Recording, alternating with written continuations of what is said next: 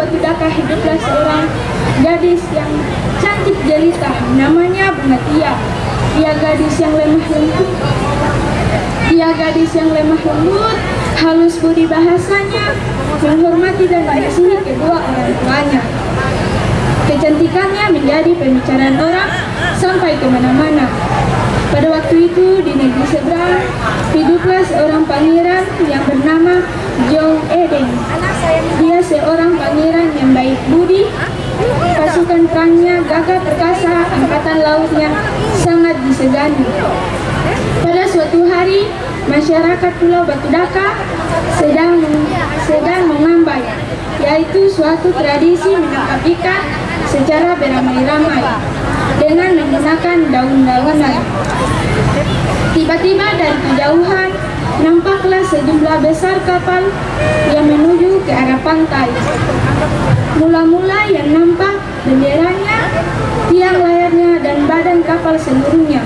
Terdengar suara gemuruh dari kapal itu, dan semua orang yang sedang mengambai lari tulang langgang naik ke darat. Tiba-tiba di angkasa terlihat suatu benda yang besar.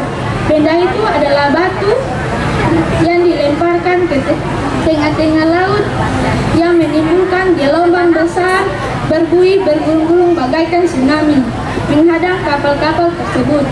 Namun tidak satupun dari kapal itu yang rusak ataupun tenggelam.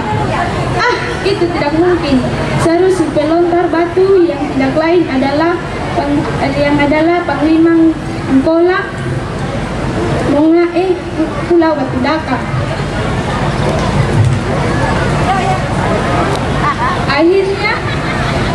Akhirnya pasukan negeri seberang diterima kedatangannya, karena kedatangan mereka bukan untuk berperang, melainkan untuk damai. Mereka datang untuk memastikan apakah benar terdapat gadis cantik di pulau ini seperti orang bicarakan. Apabila cerita itu benar, kami bermaksud untuk melamar dia untuk pangeran kami, Jong Edeng, yang ada bersama kami saat itu di kapal. Pada hari berikutnya, tua-tua Batudaka mengadakan pertemuan untuk membahas maksud baik sang pangeran. Namun, maksud baik sang pangeran tidak dapat diterima karena adat istiadat yang berlaku. Apabila pangeran membawa pergi Bunga Tia dari pulau itu, maka kedua orang tuanya harus dibunuh agar Pulau Batudaka terhindar dari bencana.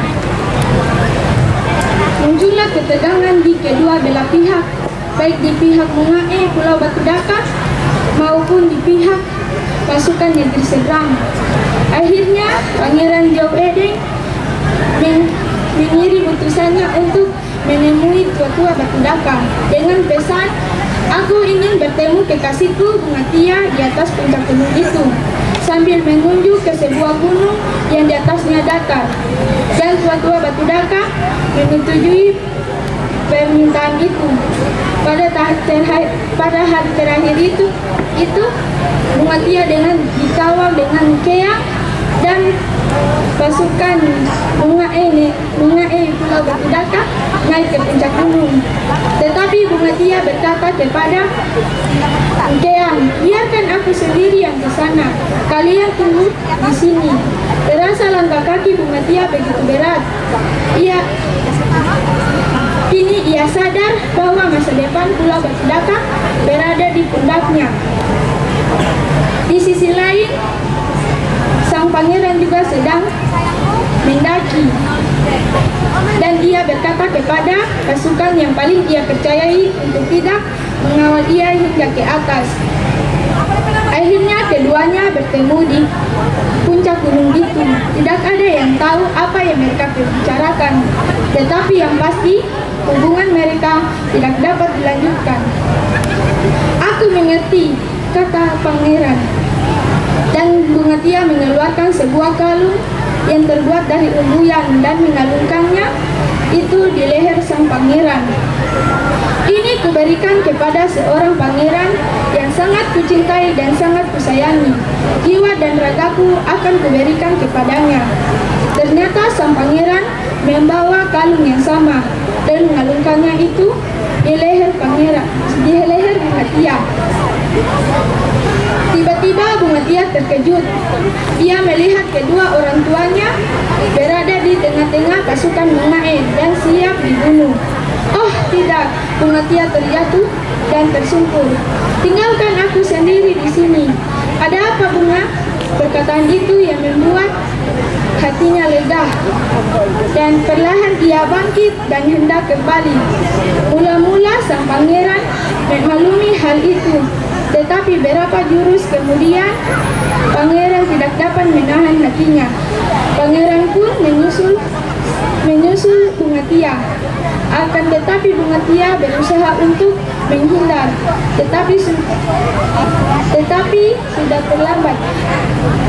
Bunga Tia tetap tersusul oleh sang pangeran dan kalung yang di lehernya tergapai oleh sang pangeran. Kalung itu putus yang membuat Bunga Tia kehilangan keseimbangan dan terdorong ke arah jurang. Pangeran berusaha untuk menyelamatkannya, tapi sudah terlambat. Sekilas senyum di bibirnya sebelum ia jatuh ke dalam jurang. Secari kain yang adalah sobekan bagi Bunga Tia berada di tangan pangeran. Melihat kekasihnya sudah terjatuh, sang pangeran ingin mengikuti kekasihnya ke alam baka. Namun secara kilat Keang menyelamatkan sang pangeran dari tepi jurang itu dan menyerahkan sang pangeran kepada pasukan negeri seberang. Ini rajamu, kembalilah ke negerimu dengan damai. Sang pangeran berjalan dengan kepala tertunduk dan hati yang telah patah. Itulah sebabnya gunung itu disebut Gunung Patah Hati. Sekian dan terima kasih.